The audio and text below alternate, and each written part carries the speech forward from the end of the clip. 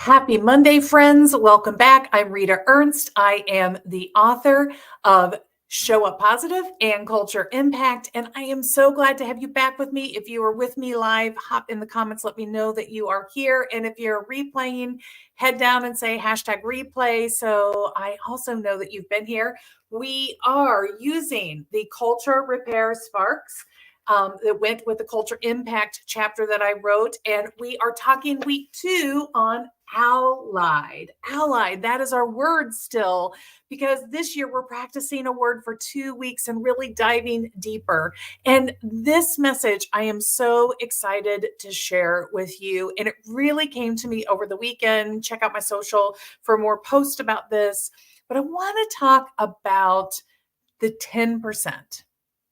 So, one of my favorite lessons from Shirzad Sharmin, who wrote Positive Intelligence, is that everyone is at least 10% right. And I think that also means that there is also 10% right or good in almost any circumstance. But it is up to us to find it, to be open to it, to see it. And so when we talk about being allied with somebody, a vision that you might have in your head is that we are completely interlocked with one another. That if you're my ally, you have my back no matter what. We're in 100% agreement all the time. And that is just not realistic, right? Even the people that you love, you don't agree with all the time. And so, what if instead we chose this week to focus on where we have 10% intersection of agreement with others? And so instead of having to be all the way here and tightly knit together, what if it was just the 10% intersection? What if in every conversation there is the opportunity to be allied because we can find that 10% that intersects with us? And then we can grow from that 10%. Imagine the difference that would have in your relationships. And this is so counter to what the messages we are receiving today in society, in the social media, in politics, in all of these areas. What we are being told is that if somebody is not echoing your exact view of the world, they must be wrong. You must be wrong because you don't agree with me, and I know I am right.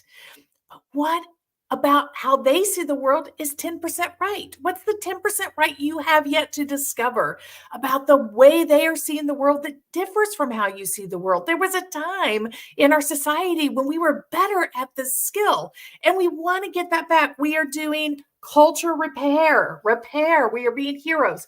Repair, to make ready again, right? To allow us to heal and repair what is happening. One of the biggest ways that we need to heal and repair is we need to focus on this idea that we don't have to be here to be allied with somebody, that this intersection is enough to create an allyship, and that there is room for us to have differences, but to find our intersection. And this is healthy. This is the construct of good relationships. So this is the idea that I am so excited to bring to you, that I hope you're excited to hear, that you're going to carry forward with me and practice this week. And so we have our card here. And, in the past, I've told you that these cards, this is a secondary product. On this side, we have questions that you can ask others to really work on creating your alliance, your integration, your alignment with them. So the meta message is, in allied, we count on each other. We count on each other. It's not that we are in agreement all the time. It's not that we never disagree, that we have complete harmony. It's not kumbaya, but allied means we can count on each other. And so here are some statements that you can use in practice with others that can help you to signal your willingness to be allied with them.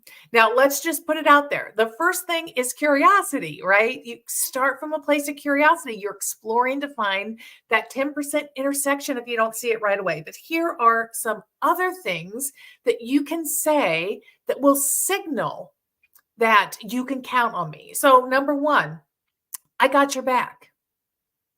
I got your back. There are plenty of people I can think about, family members where in my life with whom I am not in 100% agreement, but I have their back. I'm going to stand behind them and support them.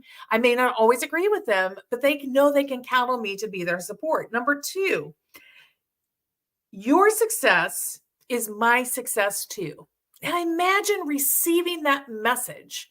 Your success is my success too. I'm here to support, to bolster. You can count on me because when you succeed, I succeed too. We rise together. I mean, what a strong message of team alliance that we really need to have in our workplaces. Next, whether you Oh, sorry. I should have got my glasses. I didn't.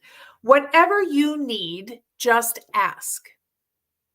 Imagine saying that to somebody. Like, you can count on me. Whatever you need, just ask. Because you know what? Maybe you can't give them exactly what they need, but maybe you can connect them to another resource that can. Maybe you have a new idea. Maybe you can help them see it in a different way. These are all examples of how we can be an ally so that we don't have to be conjoined, but we can intersect and support. Next, I appreciate your support. So recognizing when you're on the receivership of that and acknowledging that to the other person, that's going to strengthen your alliance. And last one, you can count on me. Just saying it out loud, just saying that idea out loud to somebody, you can count on me. It's so important. So, this is what we're going to work on this week. We're going to work on finding that 10% where we can support and align, and others can count on us, even when there's 90% that we may not be in agreement with. We're going to be okay. We're not going to focus on the 90% disagreement. We're going to focus on the 10% agreement, the 10% intersectionality, the 10% where we are, yeah, you can count on me.